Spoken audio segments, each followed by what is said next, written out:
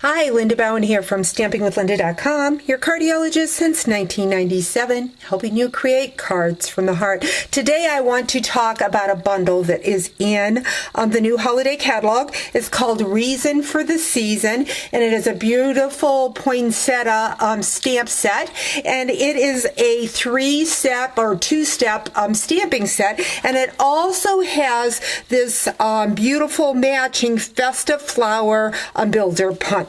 Again, you can buy this as a bundle at 15% off, but I wanted to show you that this is just not for the Christmas season. This is the card I created for the fall season using the same stamp set. And what I used was the veins and that festive flower punch. So let me show you what I did. I'm going to be using the Mossy Meadow cardstock, and I used the Delightful Dijon for the flower, for the sunflower. I love sunflowers, and I stamped the veins of the sunflower in the Delightful Dijon. But I'm also going to stamp the leaves with the same color ink, the Delightful Dijon. So when it's stamped on that Mossy Meadow, it makes it a dark appearance. So what I have done, I've stamped this, and then I'm just going to run that through that festive flower punch, and I'm going to punch out my leaves. And then I want to show you how I built that flower. The best thing to do to give your flower texture is to take the leaves and fold them in half. Now I've already done that with the actual petals for my flower.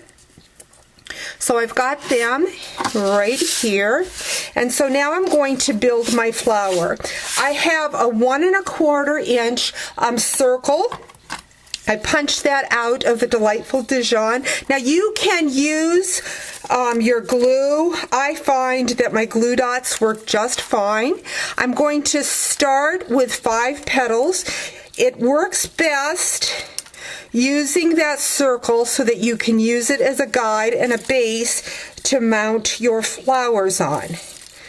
So just gonna do 5 petals, and I'm putting them, some of the points, the pointed part in and some of them out, so that each one of my flower petals looks just a little bit different.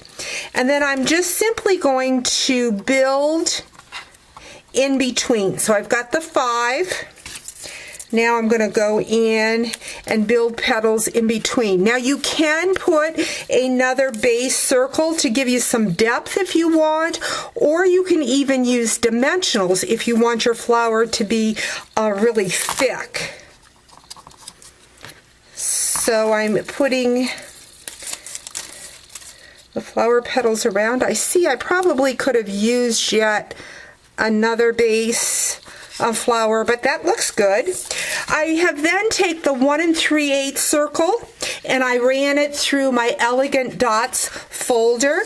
This is done in the Early Espresso, and I'm just going to put a dimensional in the center. That kind of reinforces them sticking to that bottom circle, and also gives me some height to my flower. Then just going to go in with my petals. Oops, put my glue dot on the wrong side there. Just going to peel that off because I need the dimensional on the top of that leaf so that it'll stick to my flower. I used the Designer Series paper called Into the Woods for my background of my card. I like the way Stampin' Up! Has put a print on one side of our Designer Series paper and then a more neutral on the other side. So I've got the fun flowers, but then I've got the neutral wood grain. So it just makes so that I can use it for a lot of different ways, that designer series paper, not the same thing over and over. Excuse me, had a frog in my throat.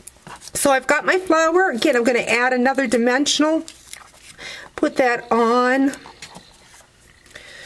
the front of my card. Fold my card 5.5 by 8.5. Again, that delightful Dijon. Going to add some snail.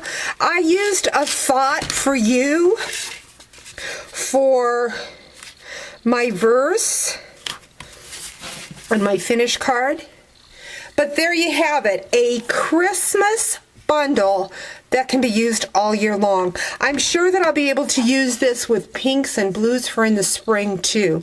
So hope you've enjoyed today's product and you come and check out with me again real soon. Bye-bye.